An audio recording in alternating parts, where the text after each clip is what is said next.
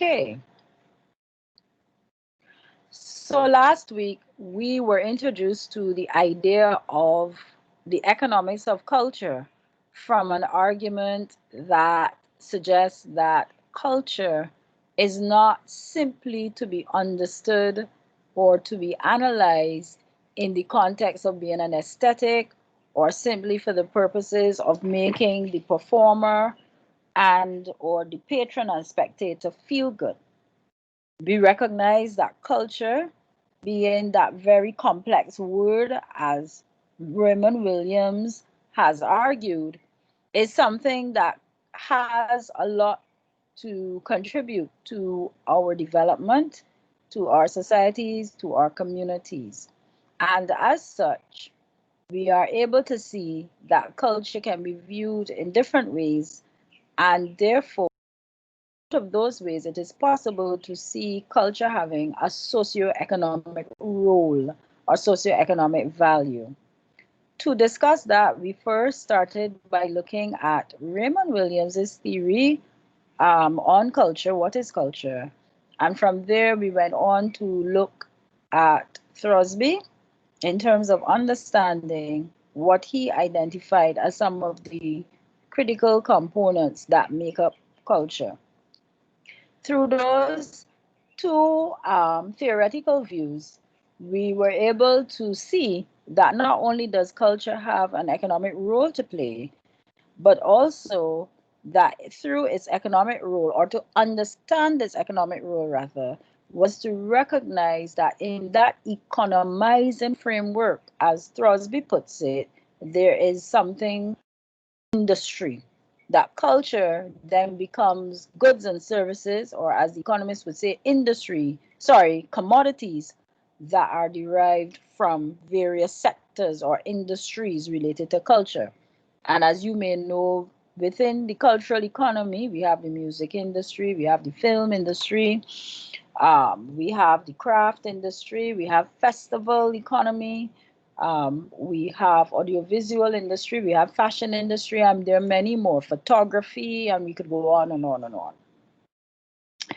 And so out of those two theories, the idea of culture being industry called for us to also examine how it is that culture can become commodified, or how it is that culture can be turned into something that are products of industry.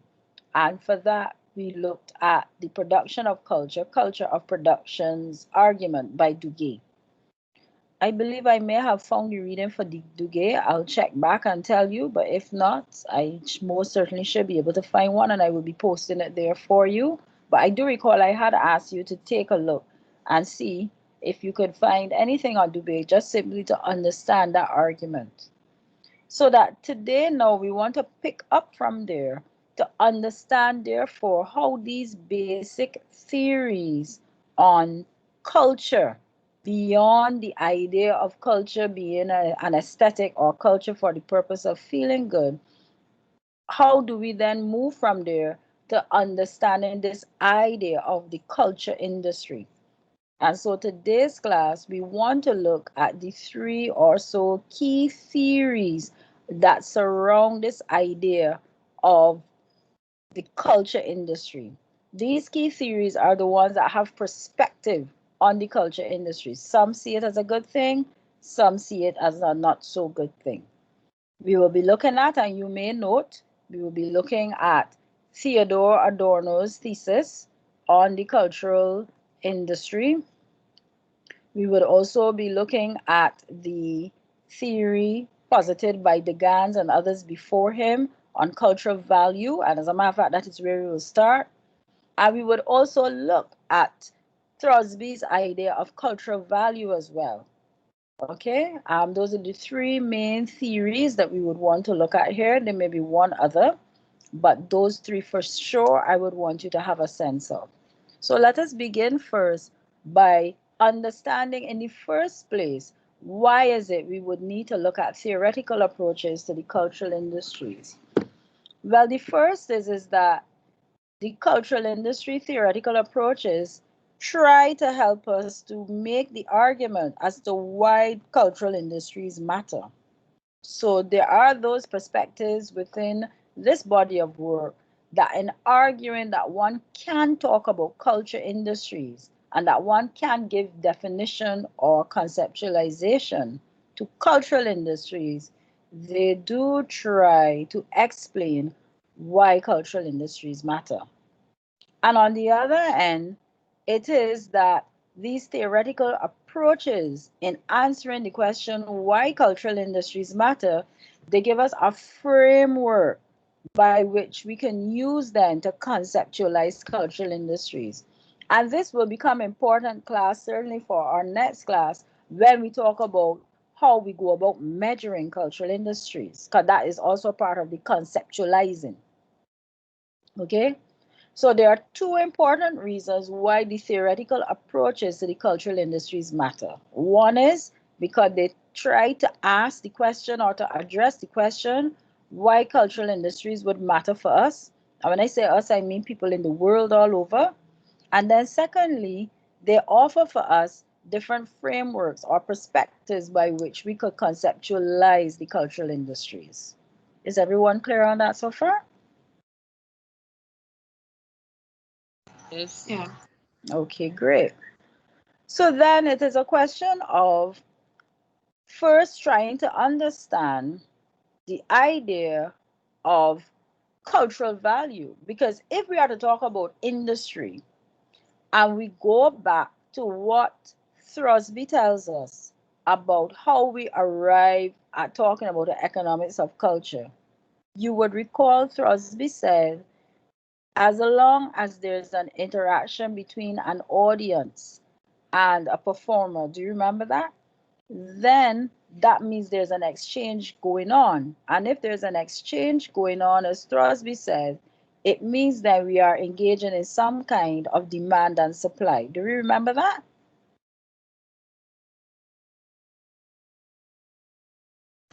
Yes, Yeah. yes, I remember that. Right. And if there is a demand and supply going on, if somebody demands something, does that not mean that they want it, class? Yes. And if it is that you are supplying something, does it not mean, therefore, that there's somebody who wants it? You wouldn't just go and supply, especially in the area of culture. Do we just supply in the area or the business of culture? Do we just provide culture for culture's sake? Are we still at that place, or is it that even if the audience is small, or even if the market size is small, we still do have someone somewhere that has interest in this thing we're offering? Not so? Yeah. So therefore, implicit in that idea, it means then that somebody has value for it. And so this is why in trying to understand the theories behind the cultural industries, we start at the foundation level of understanding the idea behind cultural value. All right? And cultural value, the idea of cultural value is to suggest that the reason why we can talk about a demand and supply is because the people have value for culture. Are we good with that so far?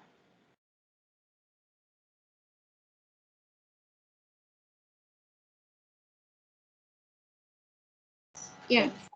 So Yes, tell yes, that's great. so tell me, what do you know about people valuing culture? You see the diagram I have here on the slide. Have you any sense of what those two pillars concern? And why is it that one pillar is necessarily taller than the other? Is there anyone who can tell me?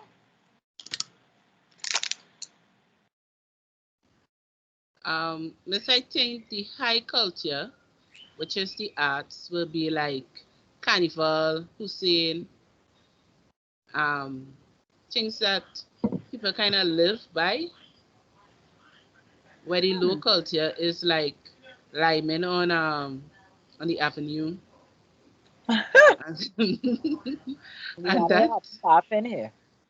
but that part of we culture.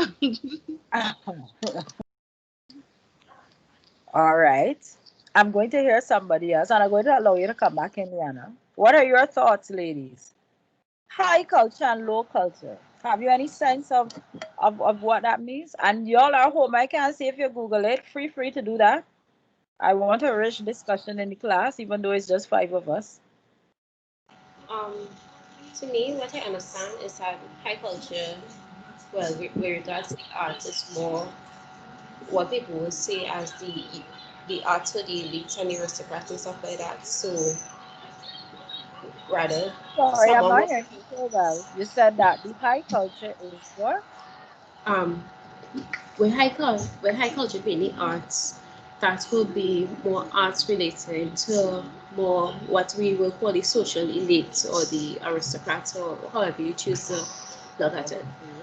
All And right. I'll give an example. So if so we take from what Liana said, what would be an example within carnival that might fit high culture and the arts and what you're saying, the elite and the aristocrat?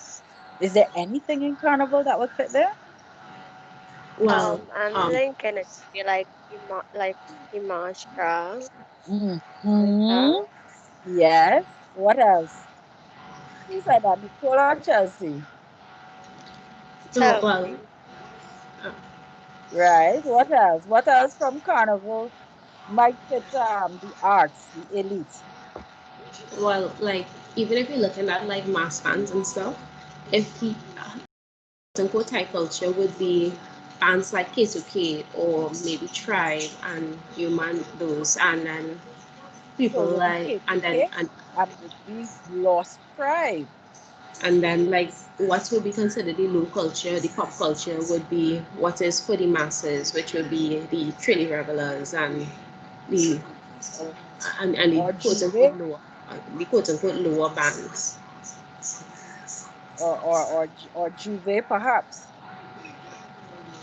So Well, that even you within, kind of hit on it, but still. Sorry, go I ahead. say, even within Juve, there are particular bands and stuff like that where y- you would fastest see someone look down on it because it's quote unquote grimy, Yeah, what a they grime, say it's too a grime, local. Well, in a, Barbados, that's what they say. They say that too local. I don't know. What do y'all say here in Trinidad? Ordinary? No, what's the word? I don't remember. There's a or term that they use sometimes. Huh? well, some people, the people who are more elite might look at it as being too ghetto, That's or the word. I was trying to remember it, yeah, you know. Yes.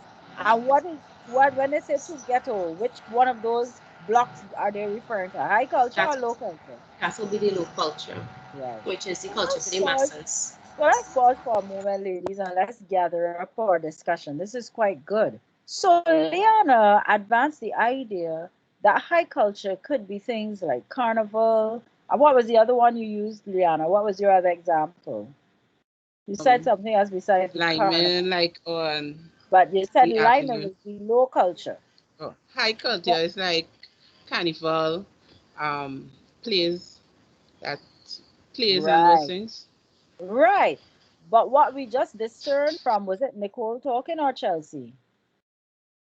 Because I was looking at this slide. What we just learned from Nicole and Chelsea, I don't remember which one was talking, was that within that, though, one can actually discern differences in the arts and culture. That within the carnival, for example, there is what is pursued and preferenced by the elite, which will be like the Damashqa. I'm surprised you all didn't say all inclusive fest, especially something like a Hyatt line. Yeah. And a beach house or a CIC fest. These things cost $2,000 a ticket, you know? And then on the other hand, the low culture, as was being referenced, sometimes you hear in Trinidad parlance when they say that too ghetto. So the fact of the matter is, when one looks within the arts and culture, there are these distinctions. And so these distinctions make us realize that people may have different preferences. So this is our first point of departure in understanding how and why the arts and culture can become commodified. Everybody's with me so far? Because depending on your value for it, that is what is going to determine where this art and this culture falls. So one would notice, with the exception of CIC, which is a huge all-inclusive fest, that within the carnival, if you take the Dimanche Gras example, the audience is a lot smaller in size than, say, if it were back in the day when Soca Monarch was very popular, a Soca Monarch event. Not so? The Soca Monarch had more, what we call more appeal, more broad-based appeal. And because they had more broad-based appeal, that is what would be considered popular culture. Hence the word popular, meaning broad mass appeal. The high art, as the term suggests, means that it is for the elite. It is usually consumed by the elite. It is usually something that fits the pocket of the elite. And for various reasons, which we will get into, for various reasons, one would find that you would not see persons who do not fit into the elite consuming in any significant way the high culture or high art. I have three questions for you. Having said what I said, one, is there anything or is it possible for the elite to like something that is of the popular culture? And is it possible for those within the broad masses, as they say, the ghetto, then the lower masses, consuming something that is of the high art realm? So let's deal with the first one. Is it possible, or are there examples where those who fall into the category of the elite would have a preference for or a value for something that falls in the popular culture realm or the low culture realm, low art? Tell me.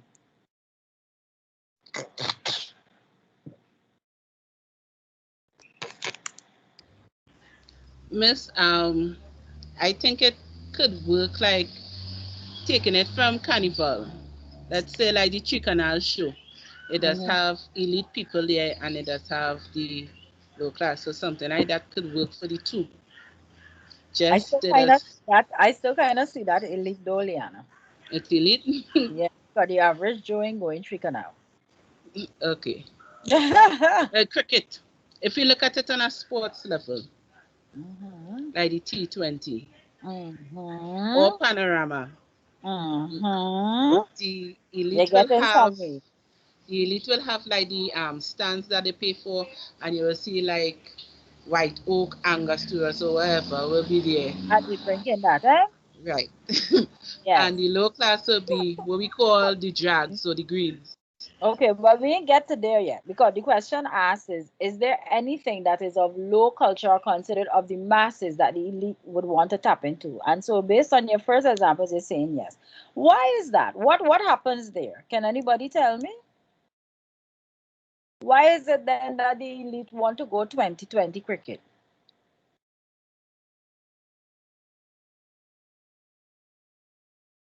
Like they want to do away with going to test and they want to go 2020 cricket. Is there anything else that one sees the elite wanting? Instead of a global example, it doesn't have to be local only. Miss, I What lost you. about Jamaicans liking carnival? Sorry? I lost you for a second. Like there was no sound. I saw you talking, but I was getting no sound. Oh, mic is on, but we might have had a bad connection there for a moment. Not seeing it sending a message there. Is it better now? Are you hearing me better now? Yes, better. Right. So let me ask the question again. Let me just turn off one of my gadgets, see if that's what's pulling the thing. Right. So I asked the question based on what we were discussing. If it's possible for people in the elite to want to consume something that is considered of broad mass appeal, like in the popular culture realm, is there? So in we can think of any example, it doesn't have to be local. regional, international, where the elite want to consume something that is of the popular culture realm. Do we have any example like that? Can you think of anything like that? So Liana suggested, if you take cricket for example, the T20 cricket tends to be of cricket as a whole tends to be broad mass appeal. Even that's still a little shaky ball, take it.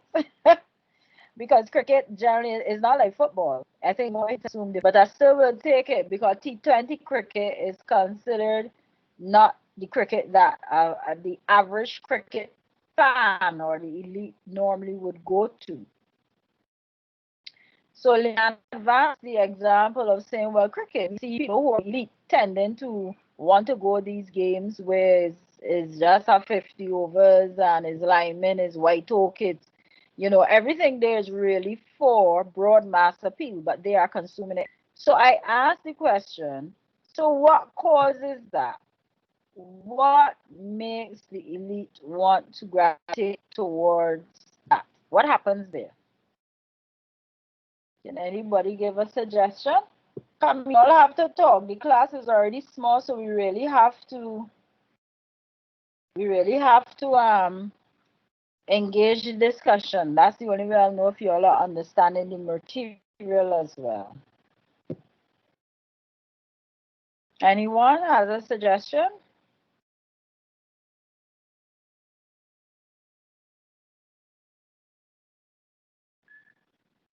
Are y'all still hearing me or no?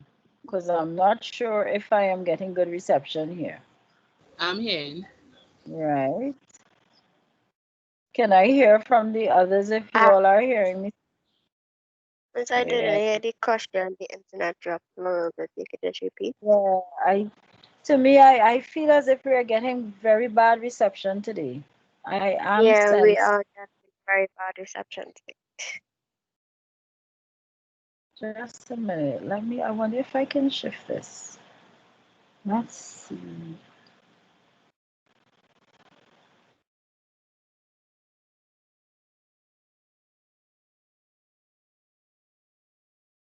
Hearing me better?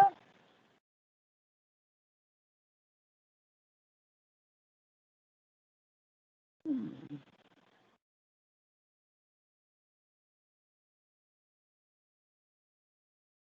Are you all hearing me better now? Yes, miss. Yes, I could hear you. You can hear me now? Yeah. All right, let's see if that works better. So the point I was making is class, there is a way in which, based on Liana's example, that sometimes what is of the popular is also of appeal to the elite. And what is of the elite sometimes is of appeal to the popular. So we have a sliding scale where we say that sometimes you have cultural goods and services or things of the arts and culture that become what we call commodified, meaning that at first they would have been there for the taking of the elite only, but then you see more and more people start to access and purchase. And then we call that commodification. So a good example of that is the cell phone. When the mobile phone first came to Trinidad and Tobago, it was in the form of a BlackBerry. I think probably Liana might be the only person who remember that. I don't know if you all were even born here when BlackBerry came out. Remember that, Liana? Yes, miss. I don't know who else is on the call that may know But it BlackBerry. was it was Motorola first. It was Motorola. Oh gosh, how could I forget that? It's true. It's true. But the BlackBerry is the one that allowed for you to have the messaging service. That's the first smartphone. That's all. Yes, miss. But Yeah. about it was not everybody had a mobile phone. It was only business people. But then it became more popular, it became cheaper. And how did it become cheaper? Because of technology. So technology then allowed for the that product to become more and more accessible, to become cheaper. And therefore, it allowed then for persons to be able to access what initially would have been something that only the elite owned. Everybody understands that? So we call that commodification. So the technology and the marketing and the pricing then would come down to suit. And of course, now everybody basically has a mobile phone. Within the mobile phone world now, within the smartphone market, we still have within there the elite ones, which would be like your very expensive Samsung or your iPhone, not so? But the average person will own like a Blue or whatever is a Samsung or what's the other one? There's another one I see quite popular. Um, I don't remember the name, but I see some people with it. It has a shape similar to a BlackBerry, as a matter of fact, right? So the fact is, even within some cultural goods and services, when there is commodification, you will see within there's always that elite segment of the market where there's something very expensive. You see it with alcohol. So there's the average white oak. So the elite now drinking, that would have been a good example, Liana. Everybody is drinking white oak, including the elites. You see? So white oak now has white oak, which was just there ordinarily, now is something now that is accessed by all. Now the reverse also happens, class, which is that sometimes you will find something that was of the masses then becomes something that only the elite can access, and we call that gentrification. And we see that happening with foods, for example. So in Trinidad and Tobago, something like saltfish, that used to be a very ordinary thing. Now saltfish is not the cheapest thing on the market. Same thing with some kinds of fish. Like I hear people sometimes say, well, carrot is now king, meaning to say that the price that one would purchase carrot for now makes it a very, is not the cheapest fish to access now. So you would find that sometimes the product, the commodity, the cultural good or service becomes so the price. So even your pan, there was a time your pan semis was going in that way because the greens now, who was accessing the greens? Not the young elite, Liana? Who was in the greens? The young ones, the younger folks. But it was the young elite. Yeah. It wasn't the average young person, if you understand what I'm saying. Mm-hmm. And you also found that some of the big fets started to go that direction as well. And we call that gentrification, meaning now that it becomes gentrified. So one of our good examples of that would be Shakespeare plays. Shakespeare used to make his plays for the masses. And Shakespeare, as we know it today, to go watch a Shakespeare play, that would be a very fanciful kind of activity.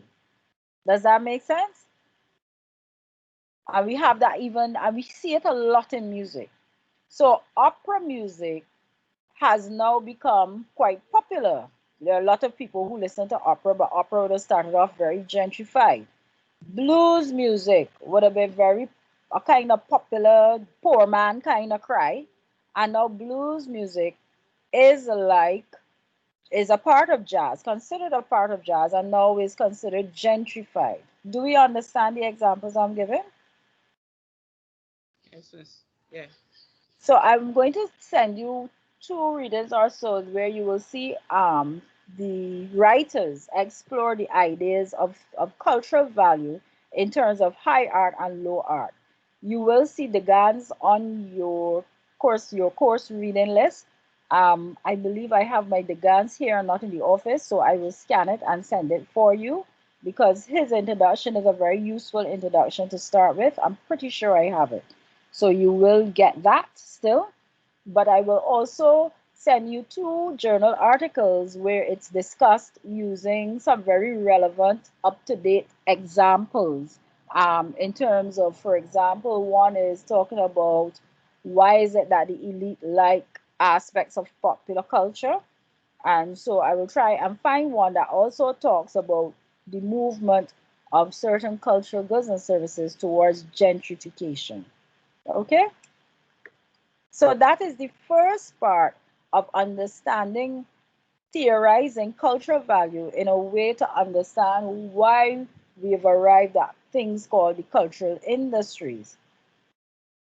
So This is just the backup note to it. So the thing is that, as I explained before, the idea of demand and supply, the connection between the arts and culture and society rests on choice. And choice is made through a decision informed by a value construct. So value, like the word culture, is not to be perceived in a singular frame of reference.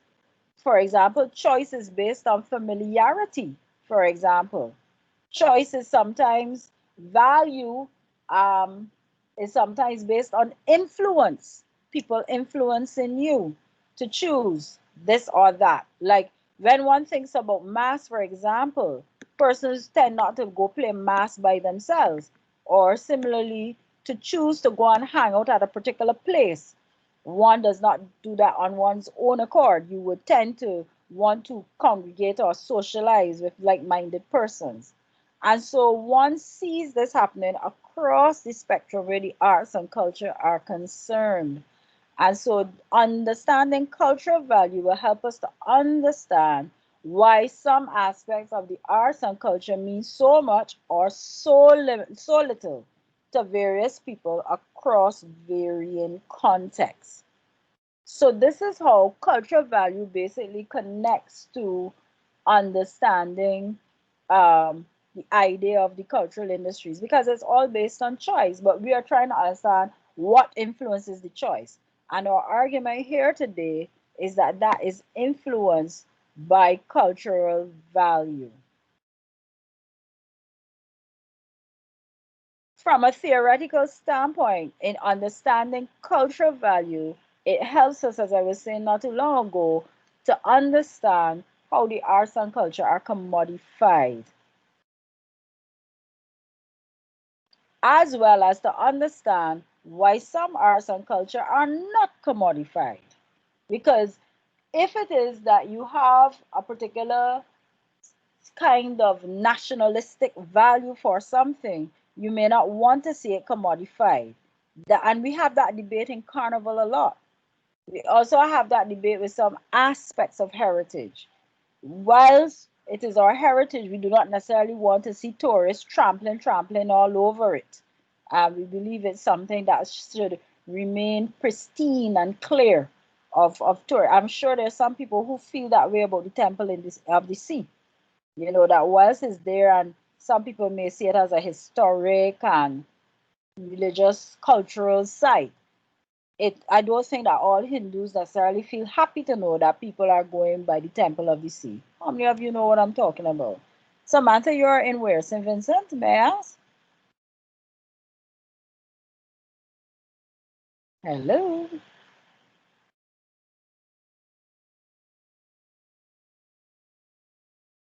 I feel as if I'm having a really bad connection here. Liana, are you hearing me still? Yes. Yes, miss. Yeah, but I am not hearing most of the people in this class. This is really bad today. And if this is the case, I would have to abort this. This is like talking to yourself. I am not sure if everybody's hearing me here today. Samantha, are you here in the class or you're just present? So I'm not hearing her. Nicole, are you here in the class?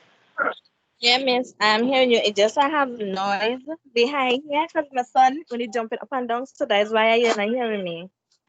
Right. Nicole, are you here in the class? But we have to find Yeah, a way yeah. to interact, because if I don't know if you all are here, I can't sit here and talk to myself. This is the first time I had a class like this where I'm getting this kind of response. So I can't tell if you all are on or not. Chelsea, are you here still? Yes, miss, I'm hearing you. And Lorena, you're here? Yes, miss. All right. Okay. Right. Okay.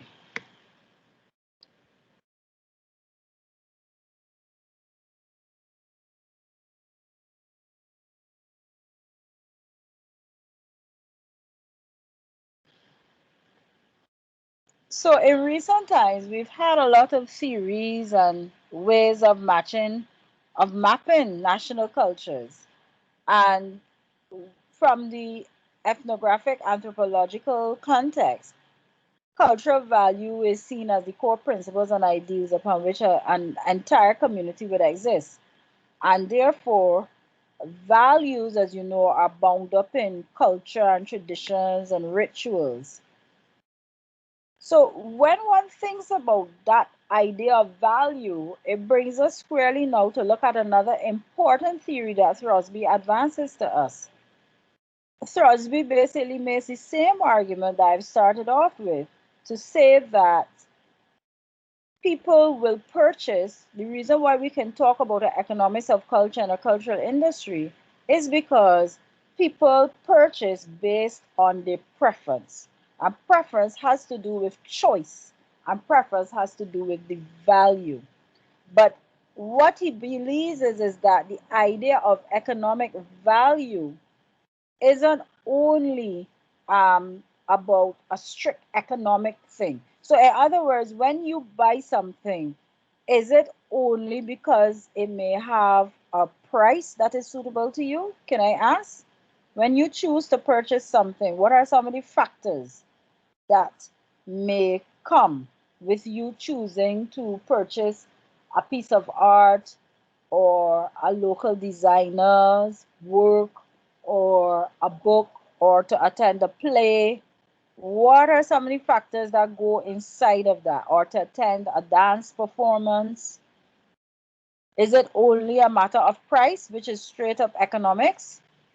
What are some of the reasons that influence that decision? But Miss, looking at it from like a dance show, I will go by knowing who the dance company is and what they could give. For example, if it's Coco, yeah, Coco will get me money because I know what it is Coco Festival giving. If it's somebody that I really don't know or don't know the capabilities or what they could give, I will think twice, so I'll go around and ask, you hear about this group, you hear about that group, where's the style of dance or whatever. But if I hear Coco Festival, then ready to book a ticket. So I will go by you knowing what the product is and what they could give out. So that you also choose based on a socio factor, socio-cultural factor, which is reputation of the company, right? What else? What are some of the other factors one may consider besides economics? Personal Like, taste. hmm? Your personal taste. And that's based on what? Like what so? What are some of the personal taste factors we may have?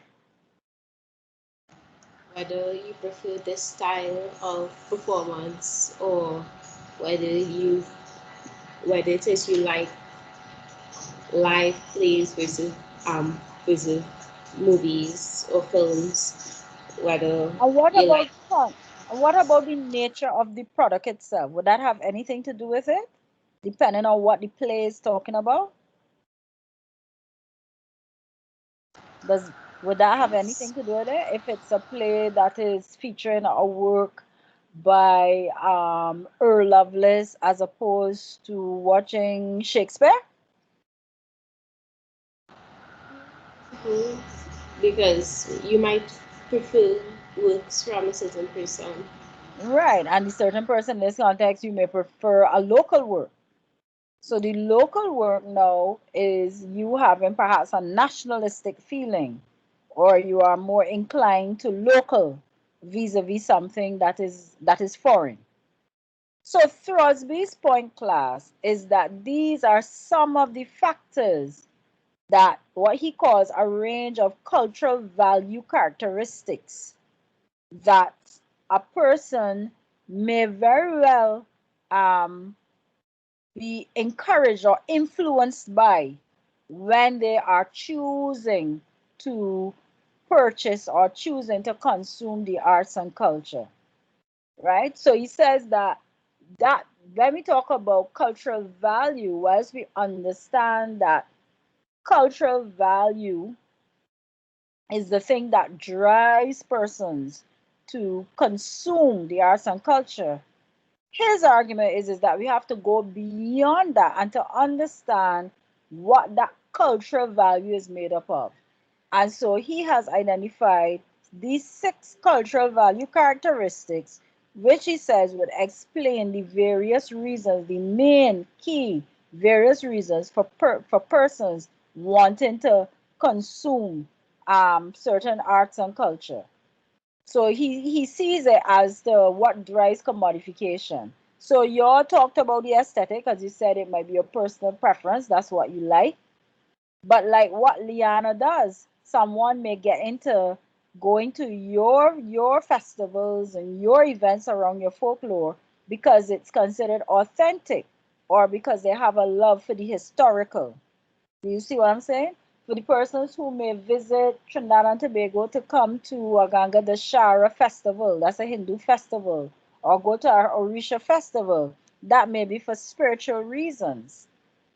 Then for someone who chooses to purchase a particular art piece because it represents some kind of status that is symbolic. And then last but not least, persons may choose to consume certain um, let's say go to a particular events or go to particular places or go to particular festivals because of how it looks and because of who's around, and that is social.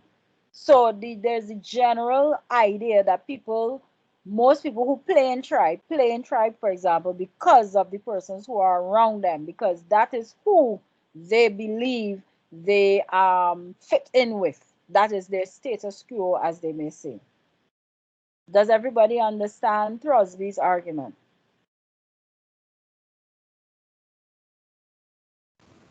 Yes, miss. Right. Yes, miss. Okay. Okay, great.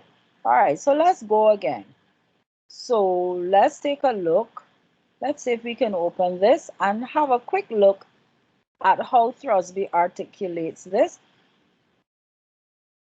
Are you still seeing the screen? No. So let me see if I can pull it up. Great, I can.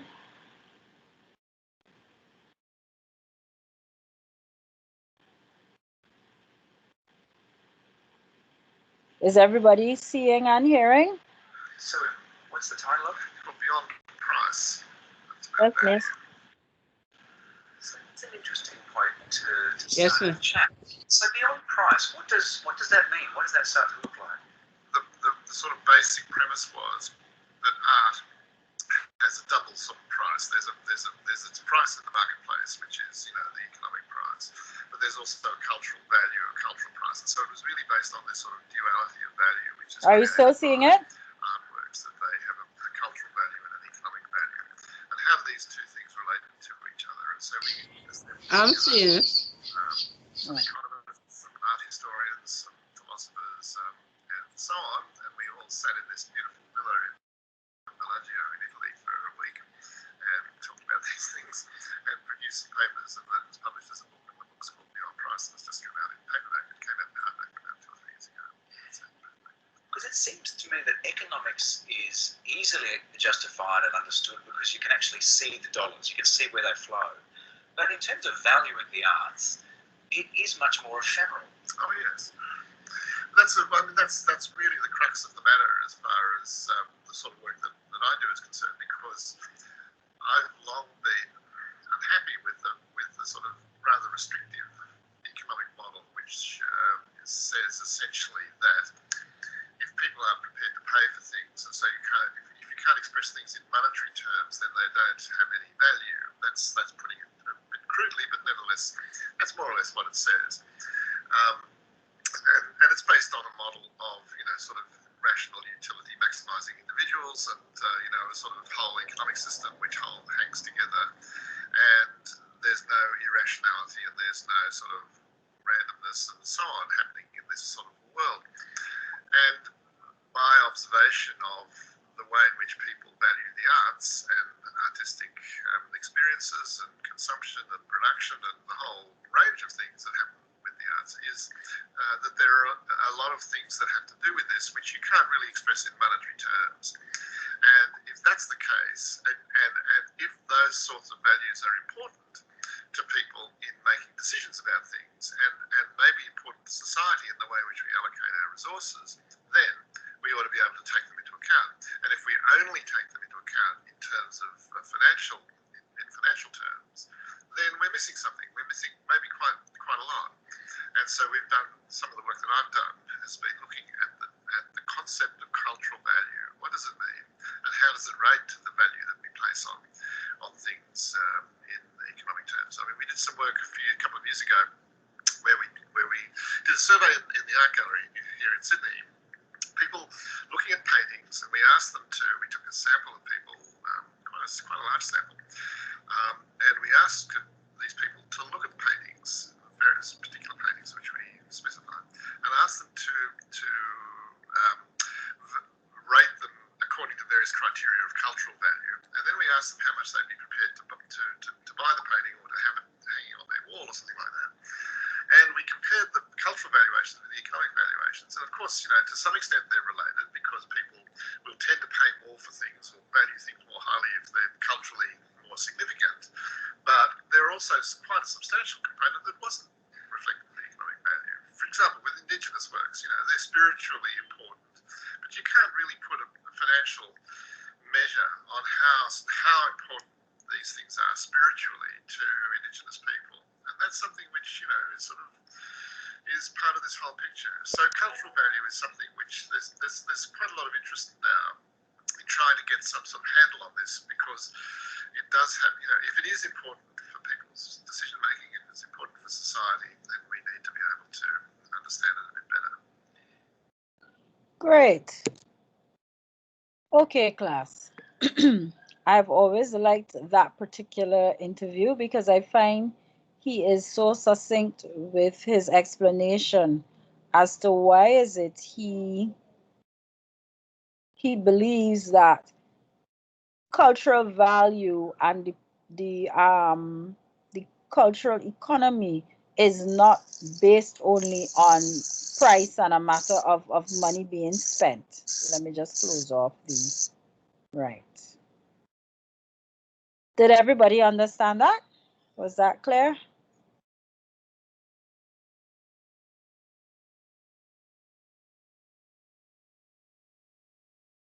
Did we understand that?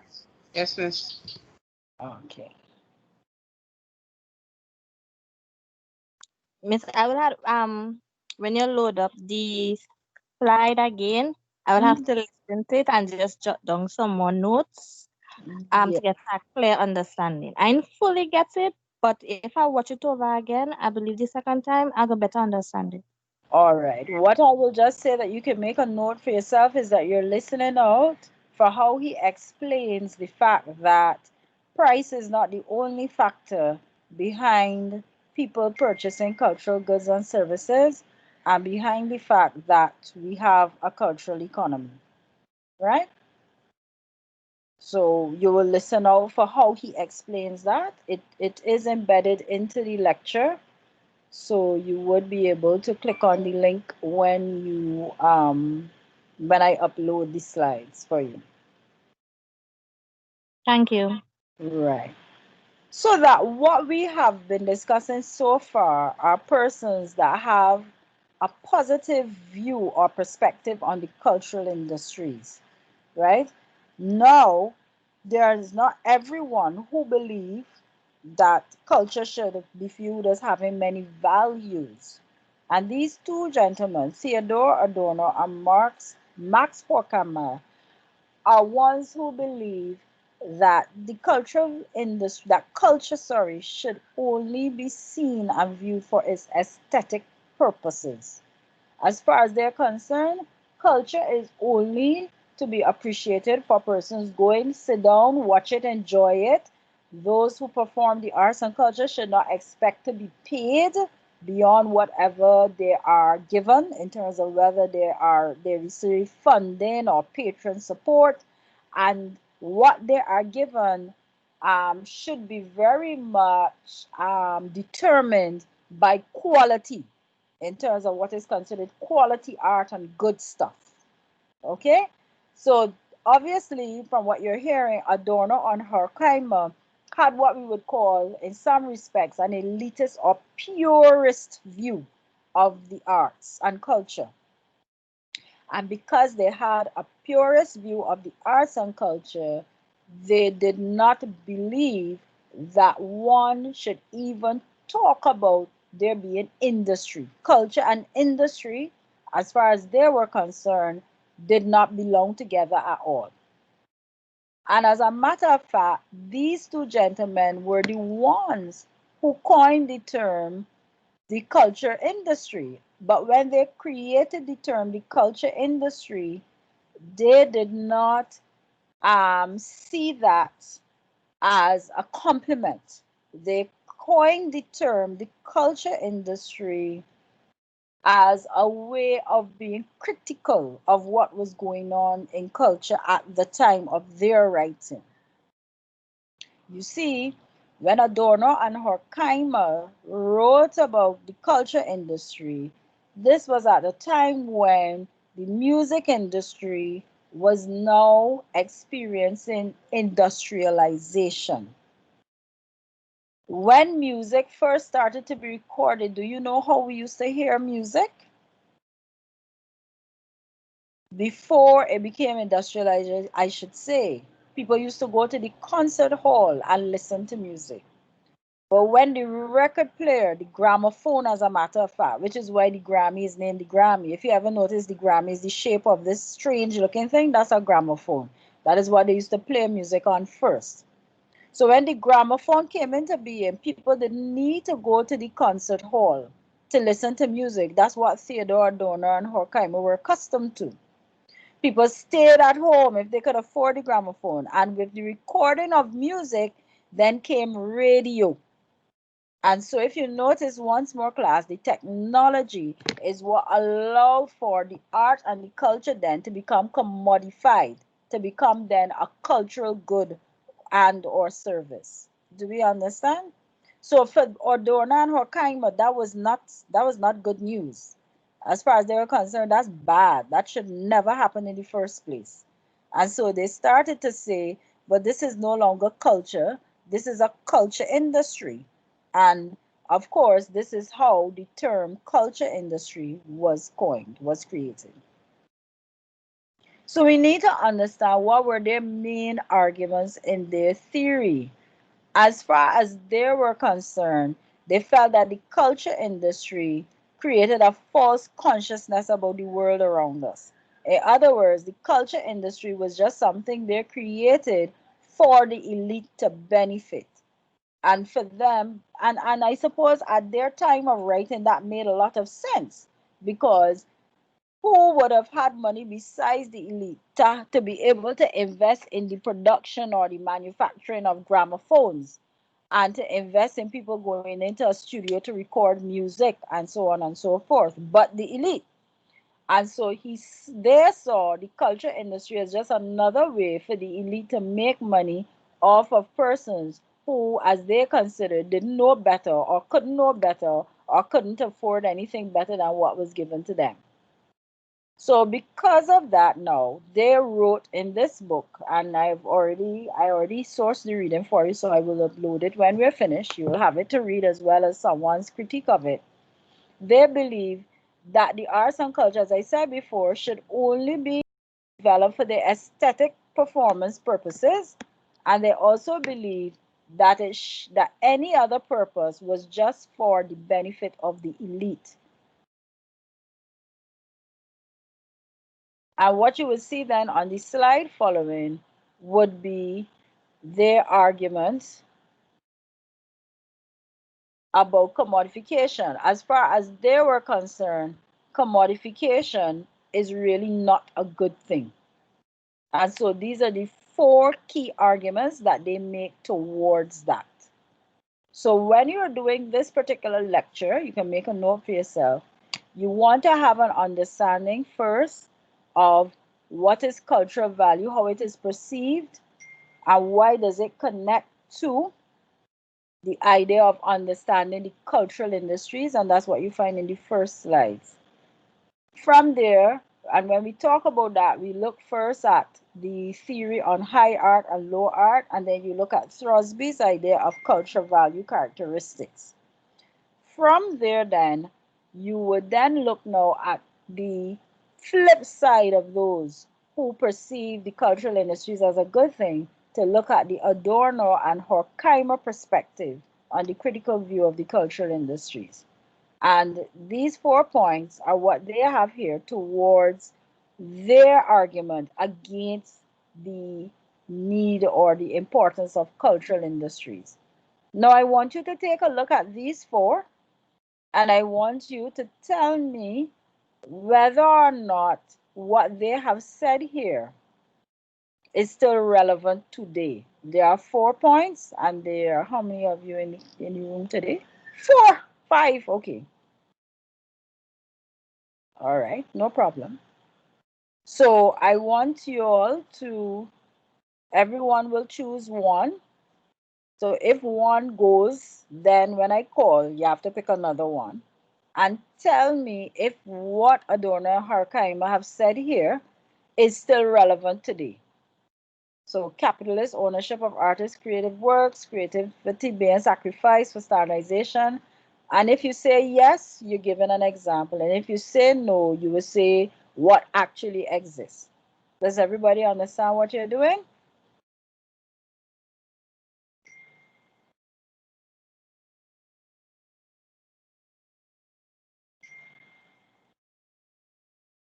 Hello, class.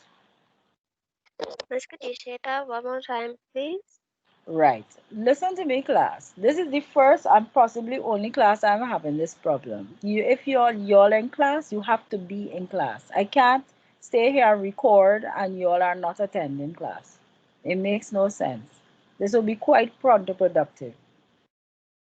All right. So I need for y'all to be attentive. You do not have to be in class until 7, right? Or 6 o'clock for that matter, right? We can spend the time in a very productive way. The only person I have taught before is Liana, so she knows. I don't waste time. Okay, but if you all drag this out, this is going to be quite painful. And this Miss, course is not a difficult course, it's just the connection keeps but this is so strange. But Liana is hearing clearly.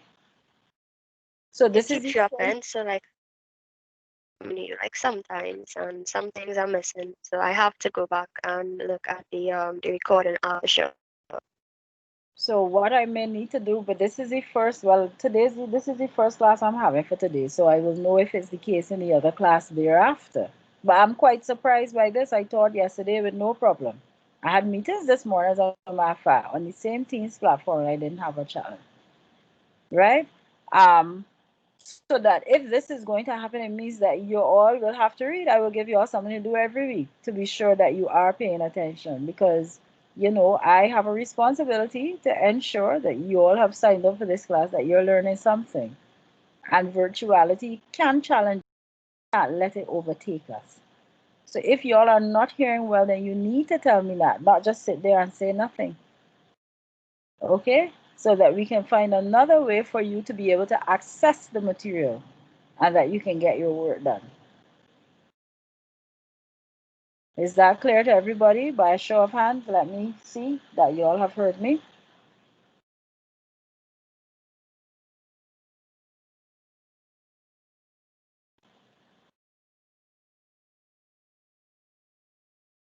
All right. Okay. So I'm saying to you, look at the 4 points that Adorno or Horkheimer have made here, and I want each person to take one, and I want you to examine it and tell me whether or not the argument that they're making in the particular point that you choose, if it's still relevant today. Now, they wrote this sometime in 1947. No, it's before that, yes? No, it could be Daniel. Just now. I'll tell you all. Right? Yes, somewhere around that time. So the question is, the point that they're making there, is that still relevant now? Okay, so each person choose 1 point. So Samantha, are you here? Okay, yes, Arena, you're gonna take the first one. Yes. No, Um, no, don't tell me yet. Look at okay. it. Arena will take the first one. My apologies. right? The second one, Chelsea, you can take. The third one, Nicole, and I'll take Liana and Samantha on the last one. I'll just hear your two perspectives on it. Okay, I'll just give you 2 minutes to mull at it, and I will ask you to discuss in about 2 minutes. Okay.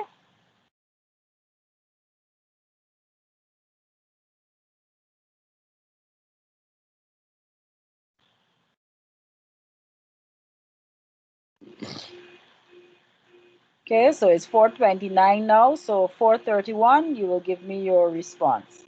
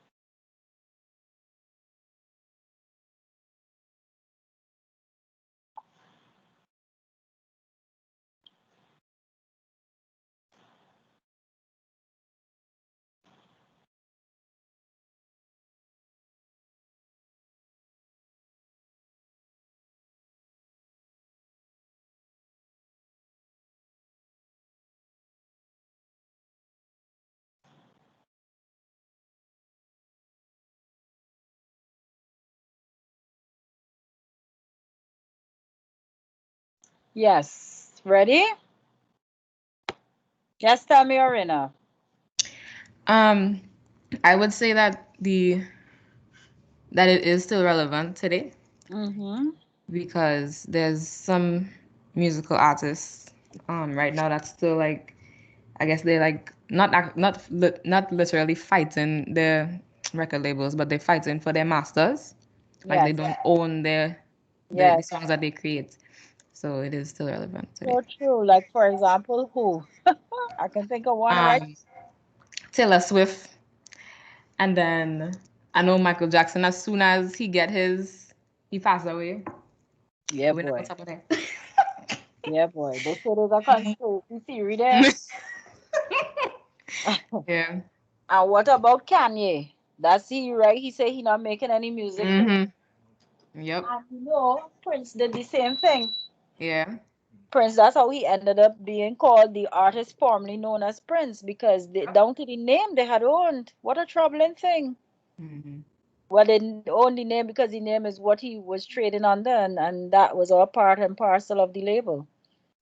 Yep. So 1947, this thing was written, and here we are in the 20th and 21st century. We can still see examples of that. That's very good. Two, creativity being sacrificed for standardization and narrow storylines. Tell me. Let's have two examples. I say yes. Mm, I have one for music and one for visual art. The one for music, I would say they have like basic lyrics in terms of soca music is focused on like whining and jumping up, and it yes, doesn't that's basically all they really sing about. yes, And for visual art, a lot of the Caribbean artists they have a particular style that's recognized. They always have like a palm tree or like a I call landscape it, yeah, view I or call it yellow bird seascape. art. Yeah, Yeah, it's like real basic and like, yeah, oh my God, could you do something else? yes, well done. Third one, super. So that's why I have to do. I have to give all your work to do all the time. Okay, no problem. Superficial differences being made by audience who are just passive listeners. I should have given this to Liana. Nicole, tell me. Yeah, I think this is so relevant Uh-huh. with like, okay, so let's say, dance for example, if you go to Sokomana, you Mm-hmm. would virtually see the same choreography True. It'll be like the same 10 steps that Yeah. everybody doing for everything, and then with slight adjustments Okay. or slight changes in um, how it was composed. And And like, the judges are left to make some kind of difference between them to give extra points. Is it like that? yeah, essentially. And then with like music, I know Hmm. like my mom says that all dancehall sound the same. Yeah. So Because if they say that of Trinidad music. well both well both Trinidad and like uh, like Jamaican dancehall, she said that she finds she find all Jamaican dancehall sounds the same and all the Trinidad music sounds the same. Yeah. Uh, And but so and there will be people we say, no man, this one King Lion, K Lion, he sound better than, and this one sing this, and yeah. We also get that in mass where, and I myself have done this. You know, you go to the tribe band house or bliss or whatever, and you stand up and you're trying to choose like which one of these things you're going to put on for the year. And you are trying to find the differences, and you do find the difference, but it's really quite superficial when you think about it. It's a matter of a different color bead, a different shape bra, but it's basically all the same thing, not so? Not so? yeah, everything will have the same structure, and Yes, there's no real creativity behind yes. a- And any of it. right. Very good. So far, so good, girls. We're doing good. Consumer audience preferences being defined by the market. Tell me, ladies.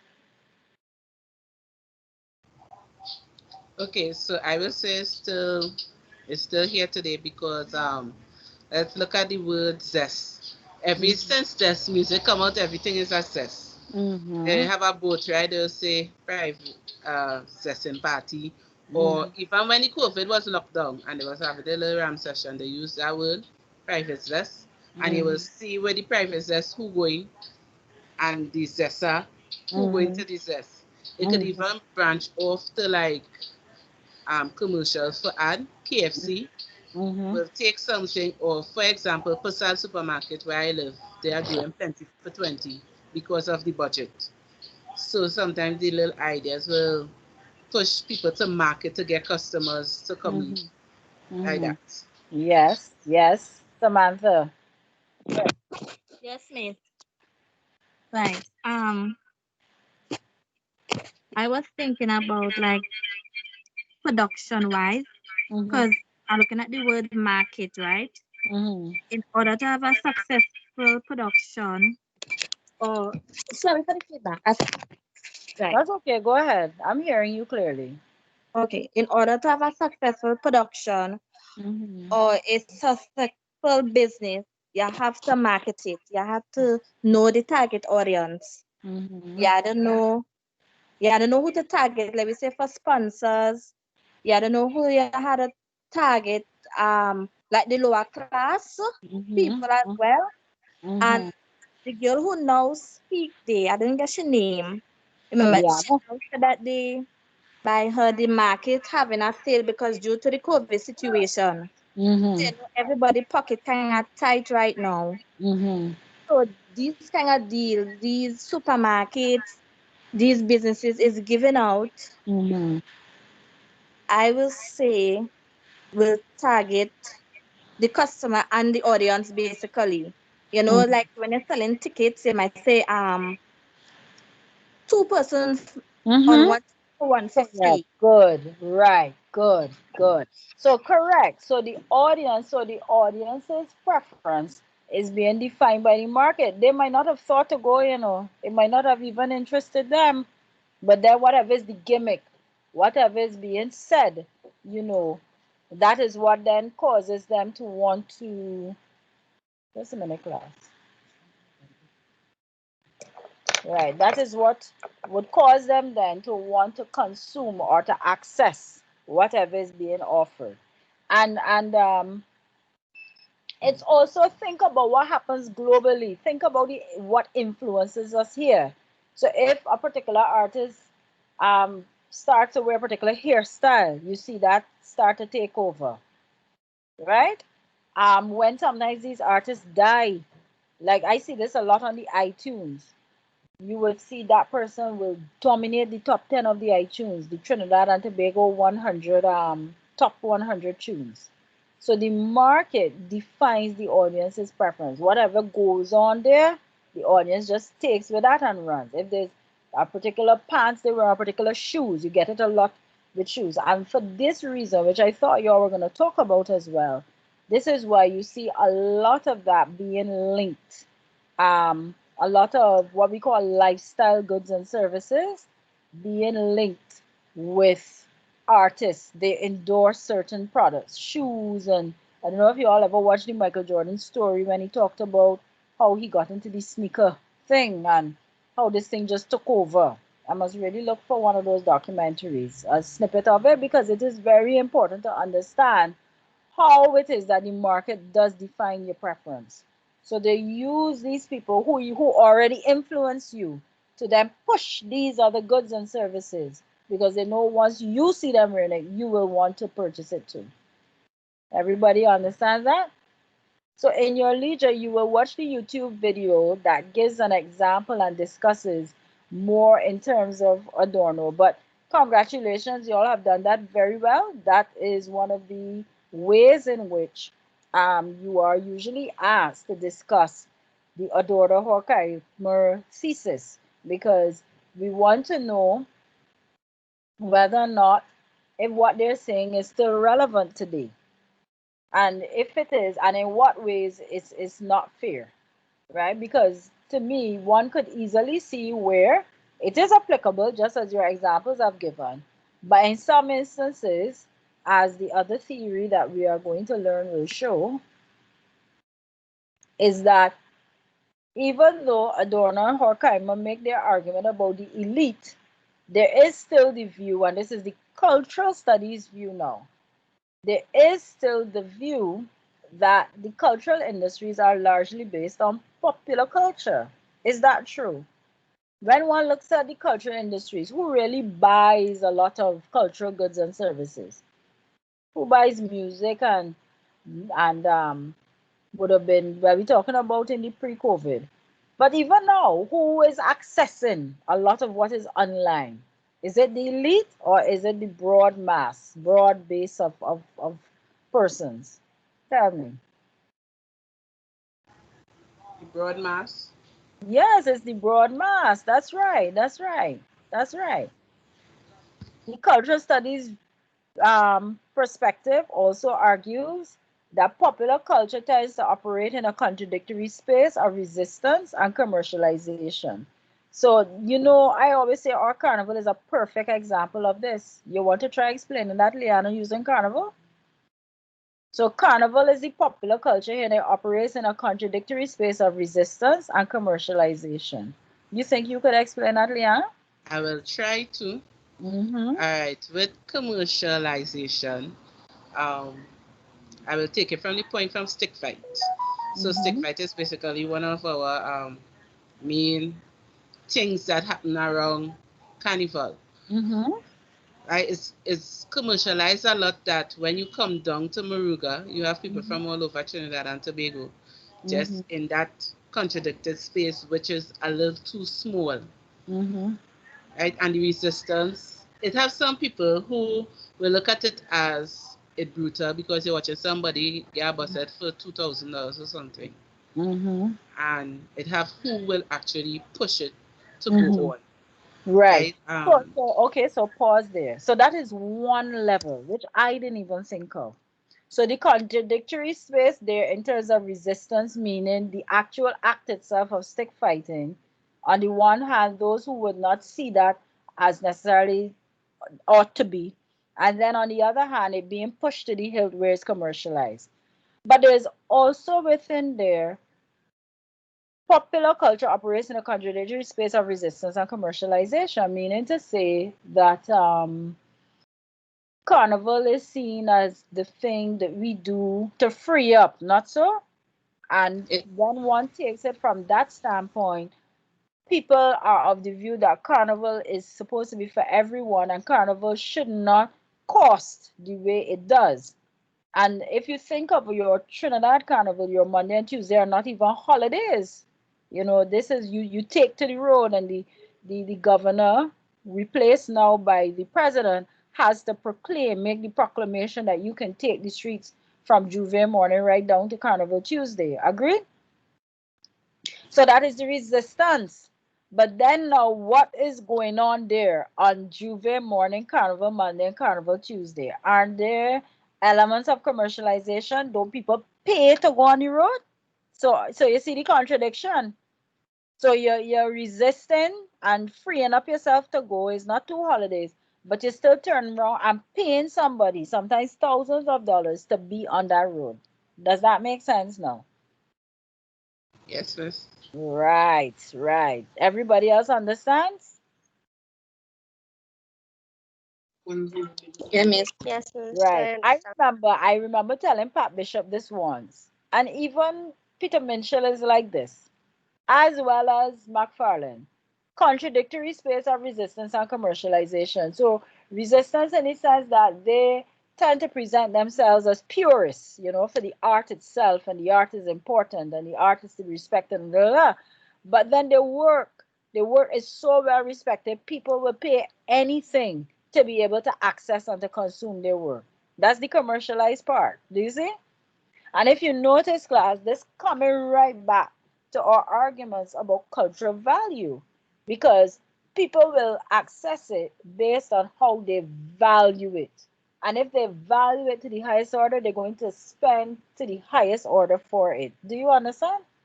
And if you have no value for it or you don't see it as a big deal, it's kind of like what Liana was just saying about the stick fighting. So if you have tremendous value for it, then you see nothing wrong with $2,000, $5,000 being the prize earnings. But if you have no value for it, as far as you're concerned, you're not even going to that in the first place. Do you understand, class?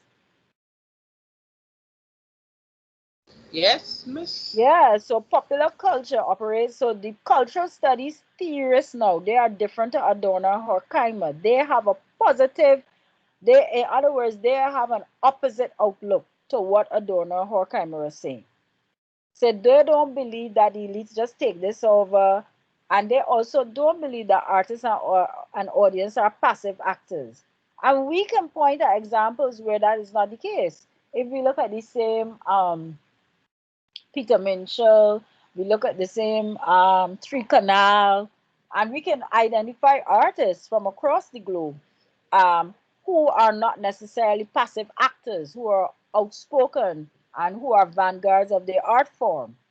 Um, and in so being, one therefore sees audiences choosing to consume what they are putting out more so than what is considered the basic standardized run of the mill kind of rendering. So, for example, there are people who prefer to watch indie films and foreign films as opposed to what necessarily would come out of the box office, which is one of the ways in which platforms like Netflix got popular because they have a lot of foreign films in their database, if you see what I'm saying. So there are those people who prefer to watch, sorry, those kinds of movies as opposed to what necessarily, like they wouldn't necessarily watch a Bad Boys 3 then, if you get what I'm saying. Everybody appreciates that? Yeah. Right. Okay. The cultural studies view also gives consideration to the fact that within the not for profit sector, you also have contradiction.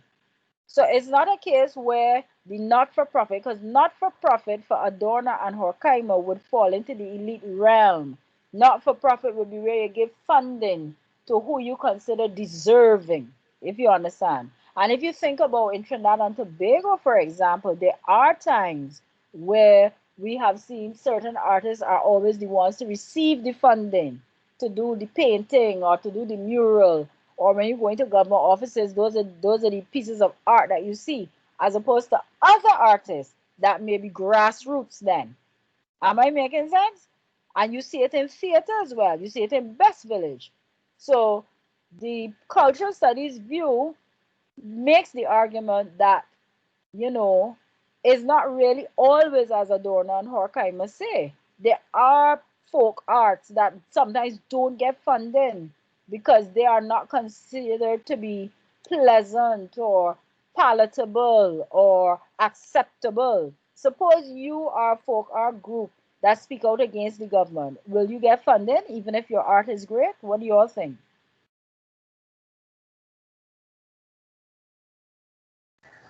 Mister, when I watch you and turn your head in the head, or they're going to really question you on that piece of artwork. That's right. So you chances are you won't get that funding or you're going to get beans to get that funding. So if you notice the cultural studies view now, whilst it is, and that's the point you were just making there, Leanne, they said some not-for-profit arts are impacted by political concerns of the elite. So the cultural studies view disagrees for a lot with what the Adorno Horkheimer perspective has to say. And so they also to make points where we can see these examples still existing in terms of what they themselves argue. So class, kindly make a note for yourself that on the one hand, one can, give me one moment please class.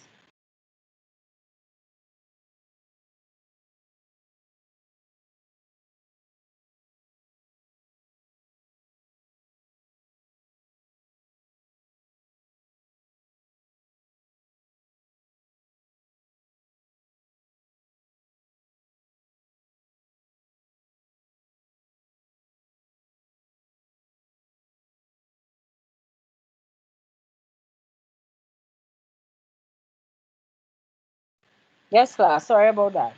Yes. So I was saying to you that what you then are required to do is when one is discussing the perspectives of the cultural industries to look on the one hand at how Adorno and Horkheimer's perspective remains relevant and then how in some instances it is being harsh by looking at the cultural studies perspective to see how they show another perspective of what is reality and of course to give examples of what they say to is relevant and then you make a decision as to which one you believe has more grounding as a theory in these times. Do you understand that? Yes, Bruce. Yes, Right. miss. Amen. Okay, great. All right. I think we can put a full stop there because that essentially captures the lecture for today. Let us just take a few minutes. Let's take it's now 4:51. So let us reconvene at 5:05 where I just want to look at the course outline and just to give some pointers in terms of how one would go about doing essays. Let me see if I can pull that up.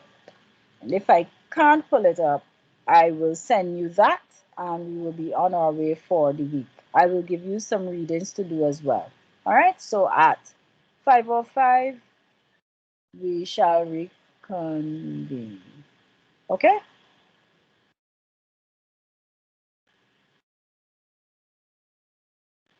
Yeah, miss. All right. I'll actually stop the recording for now.